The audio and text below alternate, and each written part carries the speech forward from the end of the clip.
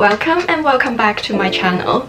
This is a whole new video series that I will be talking about some books that I've been reading recently, and I just want to share some of my thoughts about those books to you guys. Before going to the book reviews, let me just tell you about some of my reading background. Before this year, I was not a book person.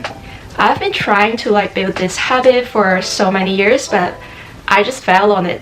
But for this year, I set a new goal for myself that I want to read at least one book per month. So I want to do more frequently on reading. I can read whatever I want to read, like rom-coms, horror, or even some self-help. Self-help books is really one of the things that I want to do more frequently, because I do think that sometimes people need to read some self-help books to help yourself, no matter it is a situation that you need to help with or learn a little bit more just for yourself. So I do think that self-help book is really good for any person.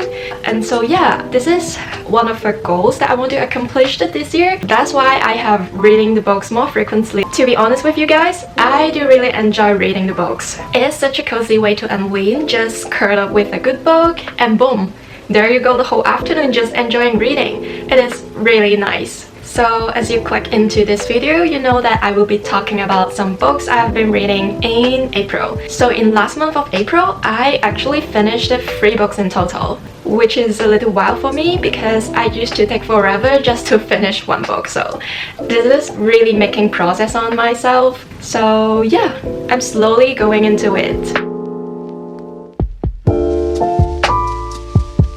Alright, the first book I want to talk about is The Summer in the City by the Alison Espach. I saw this book all over the TikTok and also the Instagram, and I have heard so many people talking about how good this book it was.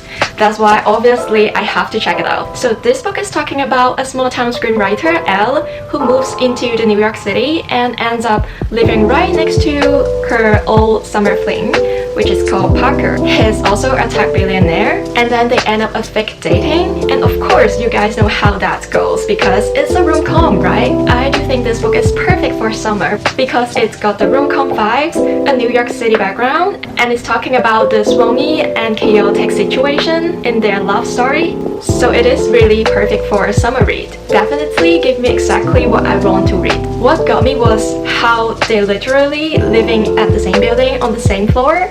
So what are the odds? Because normal people won't happen this situation. And the reunion moment was so romantic, but it's a little bit hilarious too to me. And it's really crazy how fast Parker falls in love with Elle, that he remembers her after all those years, and then he goes straight up asking her to be his girlfriend for this summer. So it is really dramatic, but I totally ate that up. After I finished this book, I do think that Parker is smart, dependent, and also super caring. That every girl's dreaming of this kind of man.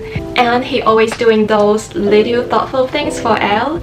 It just melts me. That's why I was a little sad that Elle decided to leave Parker in the heart of the city, especially because he did everything right. But you know, rom-com is rom-com. Of course, there is a happy ending for it. I was really happy how the story wrapped up, that they have get back together and then living in the same place where they build a relationship. And yeah, I'm absolutely satisfied with this ending. So yeah, if you are into a 30 fast-paced romance with a summer in the city vibe, you definitely need to add this book to your TBR. Or if you guys already read this book, feel free to share your thoughts to me.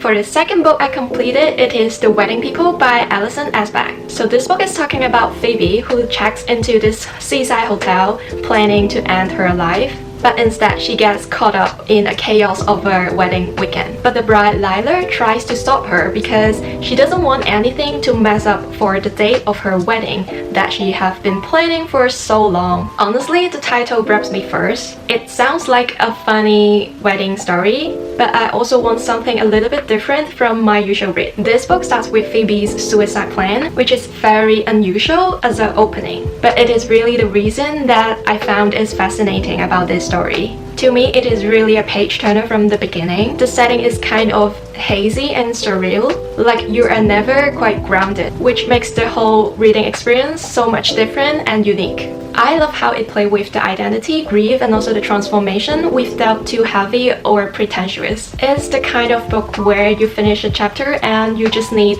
a moment to like process the whole thing. Also, the writing is really good, that sometimes it's funny and sometimes a little bit sad, but it's always really human. I think this book really surprised me because I never thought about I can get a life lesson from this book, but it really did. We should be excited about the life changing without anyone else's approval. And of course, we should live for ourselves but not for others. And whenever you need a break, just take it your way and get ready for the next chapter in your life. If you want to know what happened to Phoebe and also Liler, make sure that you check out this book because I'm sure you will love it. I do really like this book because it's like a combination between the self-help and also a little bit love story. And that's why I really recommend you guys to read it.